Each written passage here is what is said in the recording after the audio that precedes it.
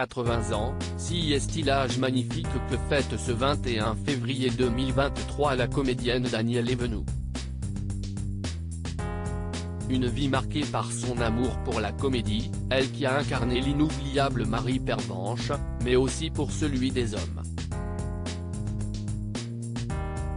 On lui connaît une idylle avec la figure de la musique Jacques Brel, mais elle a également construit une belle histoire d'amour avec une autre grande personnalité, mais de la télévision, Jacques Martin.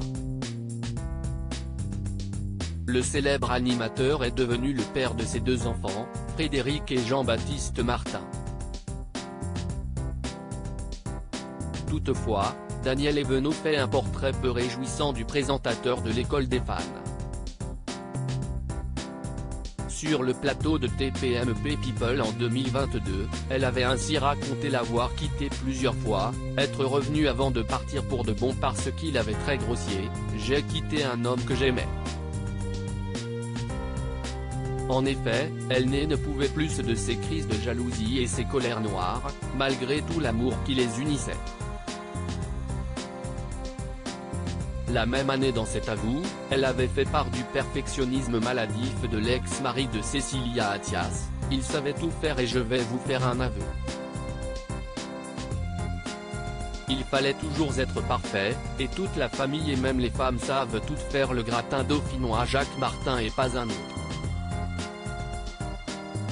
Une relation compliquée qu'elle avait également évoquée dans la parenthèse inattendue en 2013, mettant en lumière le caractère de son ancien compagnon qui lui avait fait une scène en voyant que l'appartement qu'elle avait loué avec ses enfants pour y vivre après leur séparation n'était pas à la hauteur de ses attentes.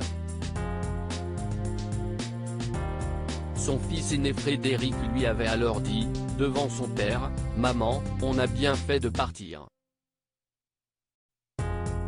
De douloureuses fins d'histoire d'amour après sa rupture avec Jacques Martin, Danielle Evenou a rencontré le journaliste et ancien ministre de la Communication Georges Filiot avec qui elle a été mariée de 1996 jusqu'à sa mort en 2011. 3 ans plus tard, celle qui a remporté Top Chef en 2018 a rencontré Jean-Pierre Bazy, dirigeant d'une petite société de montage cinéma, avec qui elle restait jusqu'à son décès, des suites d'un cancer, à l'âge de 59 ans.